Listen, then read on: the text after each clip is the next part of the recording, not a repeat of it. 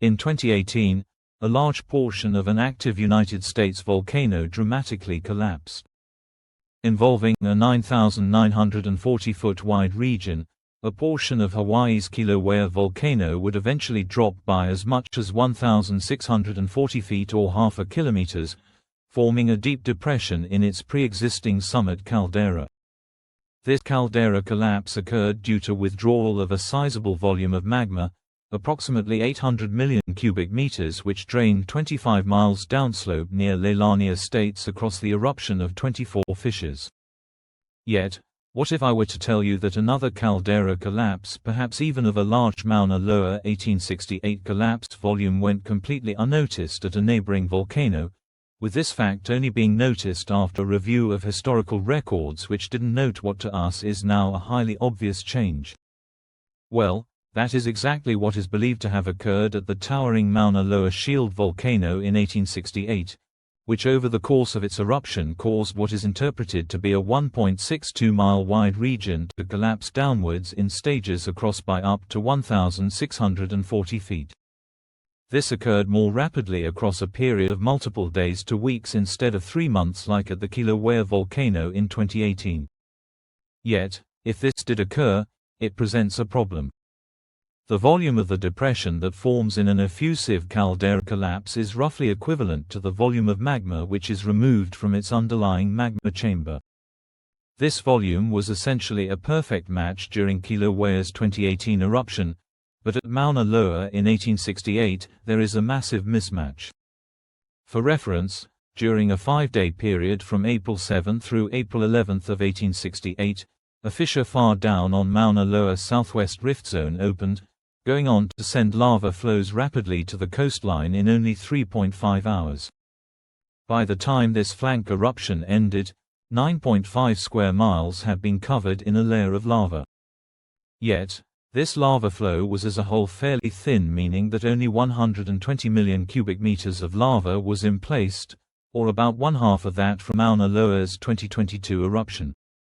Such a small volume of magma should never trigger a caldera collapse, and if we take the volume change of the implied caldera collapse from an 1872 drawing, we get a figure of 1.5 billion cubic meters.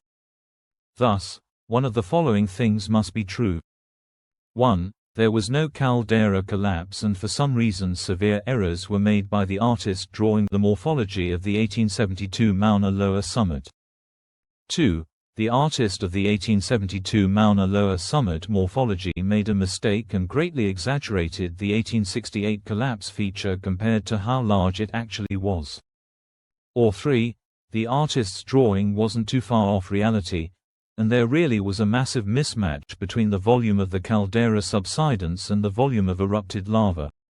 I am heavily leaning submarine eruption towards the third possibility.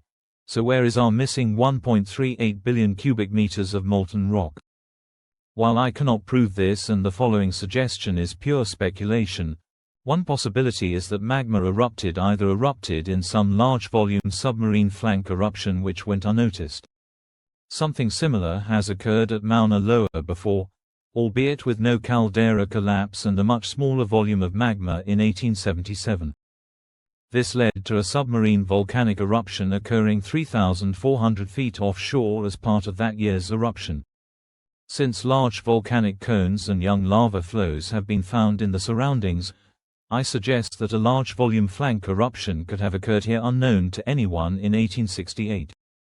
A second submarine intrusion possibility is that the vast majority of the magma could have been sent deep underground into the crust beneath the submarine portion of Mauna Loa's southwest rift zone.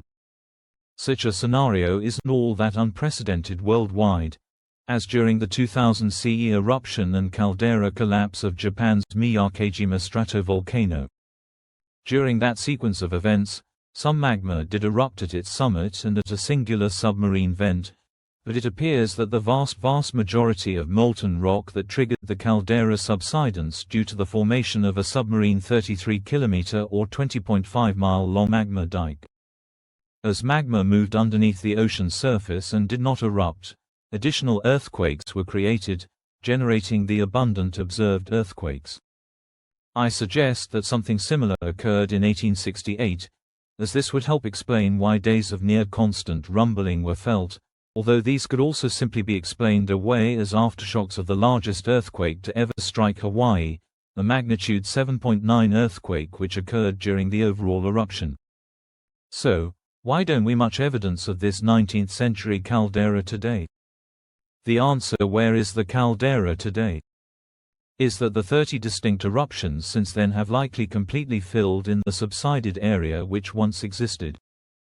As a final note, I would like to thank my patron Mike Landy for upgrading their membership tier to this channel.